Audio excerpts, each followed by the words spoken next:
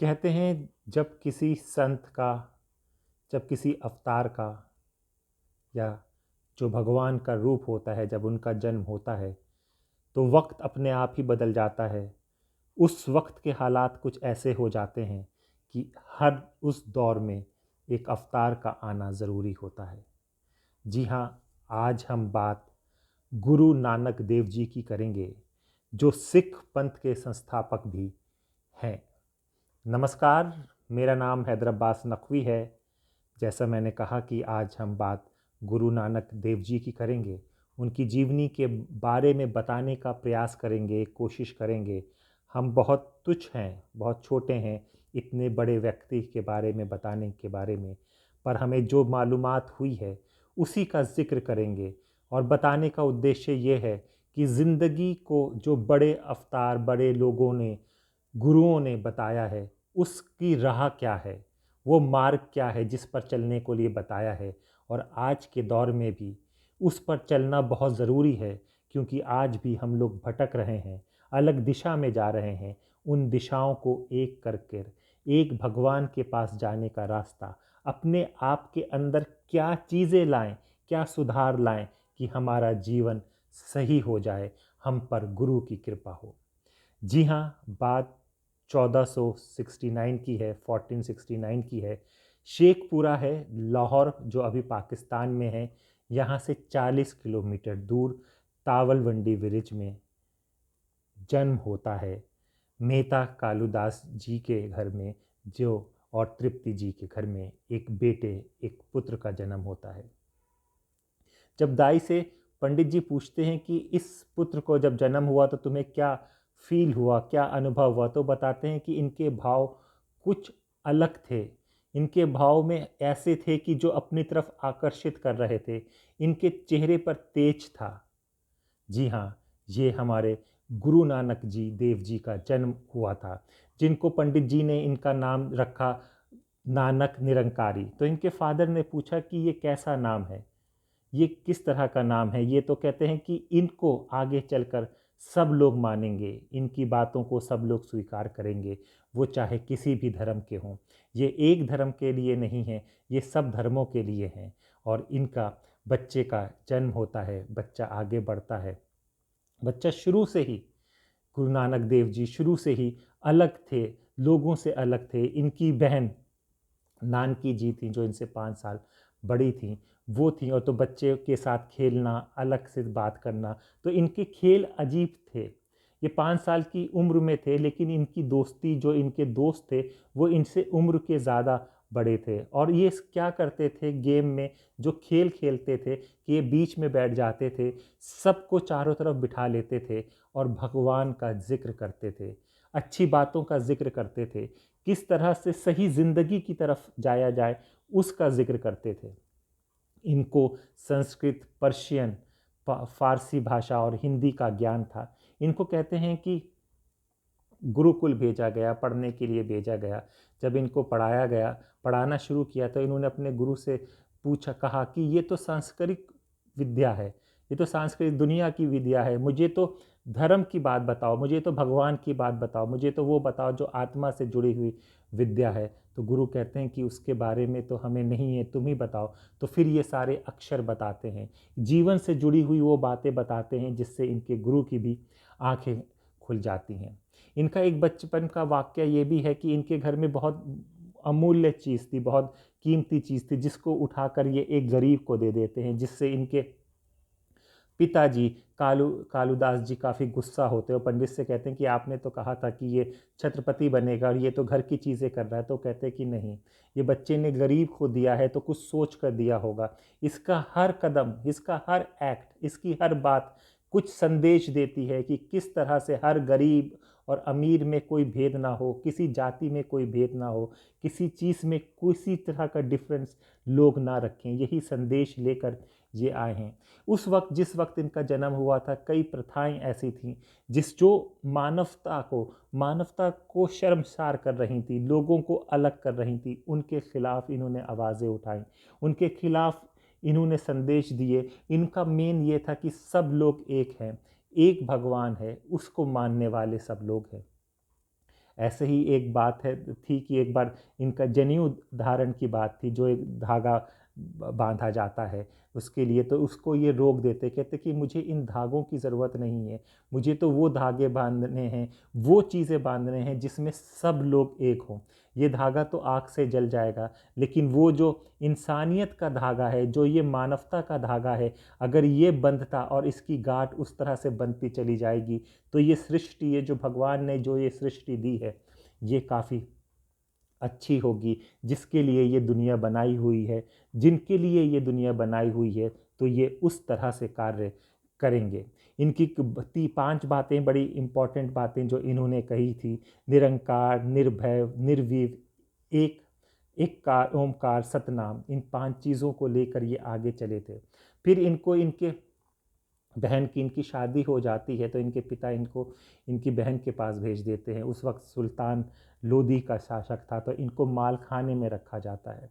माल खाने में रखा जाता है, तो ये जो तौल के जो गरीब लोग आते थे, तो उनको कुछ ज़्यादा ही दे देते थे और कुछ को ऐसे ही दान दे दिया जाता था।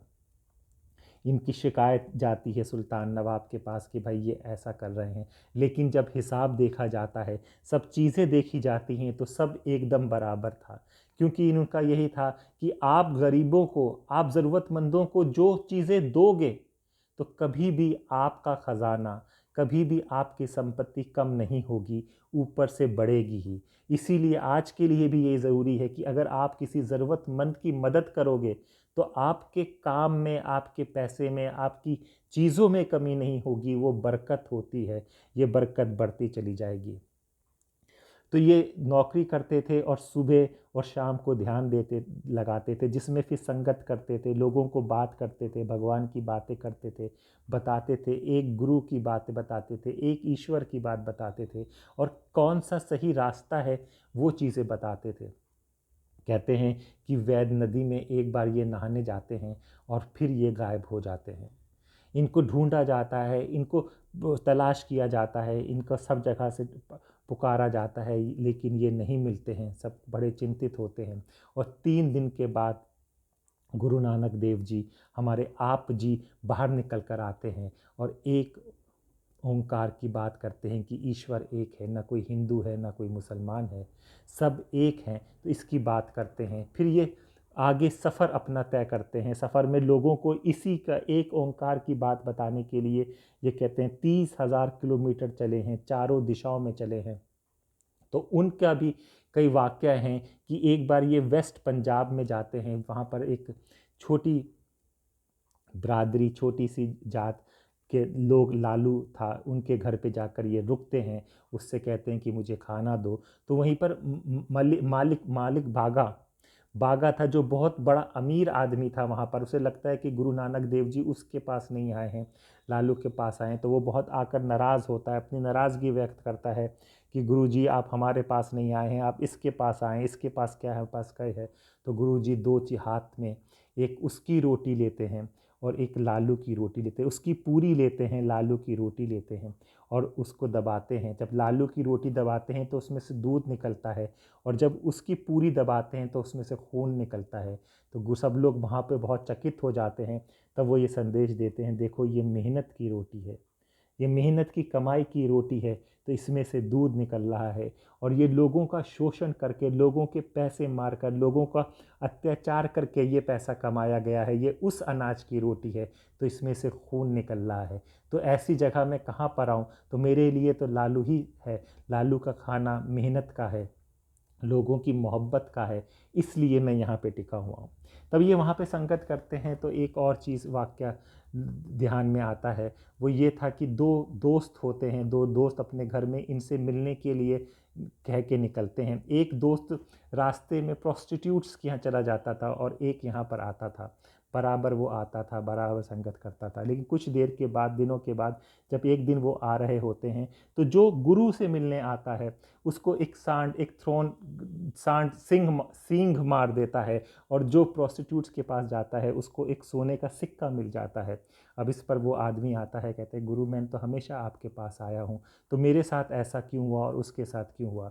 तो गुरु बताते हैं कि इसके पीछे भी एक संदेश है। उसकी किस्मत में सोने का एक सिक्का नहीं था, उसकी किस्मत में पूरी एक डेक थी सोने की, पूरा एक कुबेर था उसकी किस्मत में, जिसको सिमट कर उसके कर्मों में उसको सिर्फ एक सोने का सिक्का हो गया। और तेरी किस्मत में इससे बड़ा भी हादसा लिखा हुआ था जिसमें तेरी शायद जान चली जाती। तू यहाँ पर आया, तूने अपना आपको यहाँ पे बिठाया, तो उससे वो जो तेरा अजाब था, वो जो तेरे पर बुरा वक्त आने वाला था, वो सिमट कर सिर्फ इस चीज़ पर आ गया। तो गुरु की बात गुरु ही जाने। तो इनको गुरु नानक देव जी के नाम से जाना जाता है, सदगुरु नानक जी के नाम से जाना जाता है, जगत गुरु नानक जी के नाम से जाना जाता है, बाबा नानक जी के नाम से जाना जाता है, नानक शाह फ़कीरी के नाम से जाना जाता है, भगत नानक के नाम से जाना जाता है, नानक कलंदर के नाम से जाना जाता है। ऐसे जब चीज़ें होती हैं, बात होती है, तो आगे तक बढ़ जाती है। तो लोग परीक्षा लेने के लिए आ जाते हैं, ऐसे संत महात्माओं की लोग हमेशा परीक्षा लेने के लिए आ जाते हैं। और इनका हमेशा से गुरु नानक देव जी का ये था कि जो बुरी चीज़ें हैं, जो बुरी चीज़ें समाज में आ गई हैं, उन चीज़ों को ख़त्म किया जाए। और इनका ये था कि संन्यास लेने की ज़रूरत नहीं है, गृहस्थ जीवन के साथ भी आप भगवान से मिल सकते हो, भगवान की प्राप्ति कर सकते हो, आप एक सन्यासी जीवन जी सकते हो गृहस्थ जीवन के साथ भी। तो ये इनका संदेश था। तो एक बार ऐसे ही एक मेला लगा होता है, मेला में कई तांत्रिक टाइप के महात्मा होते हैं, वो तरह तरह के जादू टोना तमाशा दिखा रहे होते हैं, कोई बरसात कर रहा होता है सोने की, कोई आग दिखा रहा होता है। लेकिन गुरु नानक एक पेड़ के साथ बैठ जाते हैं, तो लोग जब होता है तो इनका छोड़ के लोग उनके पास बैठकर उनकी बातें सुनने लगते हैं, ये बातें उनको बुरी लगती हैं। वहीं पर एक मदारी था जो गाना गाने वाला था, उसके पास एक कटोरा रखा हुआ था जिसमें लोग पैसे डालते हैं। तो ये जो जो लोग होते हैं जो तांत्रिक और इस तरह का करते हैं, ये उसका लोटा गायब कर देते हैं और नाम गुरु नानक देव जी पर लगा दिया जाता है कि भाई ढूंढो। तो इनको नहीं मिलता, पर गुरु नानक देव जी उस लोटे को ला देते हैं। इससे वो क्रोधित हो जाते हैं तांत्रिक लोग, और अपने आप को रूप बदल कर कभी जानवर कभी कुछ बन के डराने और भय का माहौल कर देते हैं। गुरु नानक जी अपने चेले से कहते हैं कि एक लाइन खींच दो गुरु का नाम लेके, तो एक लाइन खींच दी जाती है गुरु का नाम लेकर। तो उनके जो भी षड्यंत्र था वो उस लाइन से आगे जा ही नहीं चाहता, उस लकीर से आगे जा ही नहीं चाहता। सब लोग सुरक्षित होते हैं और वो लोगों को एहसास होता है कि ये हम गलत कर रहे होते हैं, तो वो लोग भी गुरु की शरण में आ जाते हैं। ऐसे कई वाक्य हैं, इन्होंने पूरी ज़िंदगी इसी तरह की 30,000 किलोमीटर चले और फिर आकर करतारपुर में बसे, और फिर यहीं पर इनकी मृत्यु भी हुई। सिर्फ ये संदेश के साथ, इनके 2 पुत्र थे श्री और लक्ष्मी, सल्तनत देवी से के साथ इनका विवाह होता है, और फिर ये जाकर वहीं पर 30 बरस के बाद वहाँ पे 30 किलोमीटर चलने के बाद, 30,000 किलोमीटर चलने के बाद ये वापस आते हैं और संदेश देते हैं। भाई लहंगा जी को ये आगे अपना उत्तरदायी बताते हैं, जो दूसरे गुरु के नाम से जाने जाते हैं। इनकी बातें, इनकी सब चीज़ें गुरु नानक देव जी का जो चीज़ें थीं, जब जब जपजी साहिब, असादी वार, बारामो, सिद्ध घोष, दखनी ओंकार, ये सब चीज़ों इनको ने बताई। 3 और महत्वपूर्ण चीज़ें जो इन्होंने बताई हैं, जो चीज़ें चल रही हैं, जो आप देखते हैं, कीरत करो, नाम जपो, वंद चक्को, इस पग और संगत के बारे में इन्होंने बताया। और आप जो देखते होंगे सिख धर्म में जो लंगर की प्रथा है वो भी इन्हें चलाई कि गरीबों को हमेशा, जो भी ज़रूरतमंद है, जो भूखा है, उसको हमेशा खाना दो, उसकी हमेशा सेवा करो। तो आप देखते होंगे कि कहीं पर भी, आज के देश में भी कहीं पर भी अगर कुछ भी बुरी स्थिति कहीं पर होती है, तो सिख समुदाय के लोग वहाँ पर मौजूद होते हैं, वहाँ पर उन लोगों की सेवा कर रहे होते हैं, कोई खाना दे रहा होता है, कोई अस्पताल में उपचार कर रहा होता है। तो ये गुरु नानक देव जी का ही संदेश है कि इस तरह के कार्य करो, जो उन्होंने बचपन से लेके आज तक चला आ रहा है। सिख धर्म के संस्थापक हैं, सिख धर्म का इन्होंने आगे चल के माना गया। तो इनकी जब मृत्यु हुई तो उसमें भी हुआ कि ये फूलों में बट गए, हिंदू मुसलमान दोनों आए थे कि भाई हम हमारे रीति रिवाज से इनका अंतिम संस्कार होगा, लेकिन वो 2 फूल रहे और उन्होंने कहा कि जो जिसके फूल सूखेंगे नहीं तो वो उस तरह से होगा, दोनों फूल नहीं सूखते तो इनको दफनाया भी जाता है और इनका अंतिम संस्कार हिंदू रीति रिवाज के साथ भी किया जाता है। तो ये हमने आज गुरु नानक देव जी के बारे में जितना हमें जानकारी थी वो हमने आपको बताया। इसी तरह की कहानियाँ, इसी तरह के संत महात्मा अवतार के बारे में जो हमें जानकारी मिलेगी हम इंडिया लाइफ में आपको बताने की कोशिश करेंगे, क्योंकि हमारा भी मकसद यही है कि धर्म जातियों से ऊपर उठकर हम देश के लिए काम करें, हम मानवता के लिए काम करें। इसीलिए जो मानवता का प्रचार करने वाले लोग हैं, जो संत हैं जिन्होंने मानवता का प्रचार किया है, तो हमारा उद्देश्य है कि इंडिया लाइफ में हम उनकी बातें ज़रूर बताएं, क्योंकि हमें पता है कि जो वेब की ऑडियंस है वो यंग है, वो यूथ हैं, वो नए लोग इसमें आ रहे हैं, तो शायद वो लोग ना पढ़ते हों, ना इस बारे में जानते हों। तो अगर हमारे द्वारा उनको ये जानकारी मिले तो ये हमारा भी सौभाग्य है। तो आज हमने गुरु नानक देव जी के बारे में बताया। अगर कुछ गलती कुछ हो गया हो, बताने में कुछ हो गया हो, तो उसके लिए हम क्षमा चाहेंगे। हमारा मकसद सिर्फ ये है कि उनके विचारों को, उनकी बातों को पता चले और मानवता में सुधार आए, और मानवीयता जो ख़त्म होती दिख रही है, जो आपस में मतभेद दिख रहे हैं, वो किसी की भी वाणी से, किसी की भी बात से अगर मिल सकें तो हम लोग अपने आप को कामयाब समझेंगे। तो आज के लिए इतना ही। आपको हमारे वीडियोस पसंद आ रहे हैं, हमारी बातें पसंद आ रही हैं। कई लोग कहते हैं कि आप एक अलग धर्म के हैं और इस तरह की बातें करते हैं। धर्म तो एक अलग चीज़ है, हम लोग पहले हिंदुस्तानी हैं और हर धर्म मानवता ही बताता है, पर हमारा समझने का तरीका अलग होता है।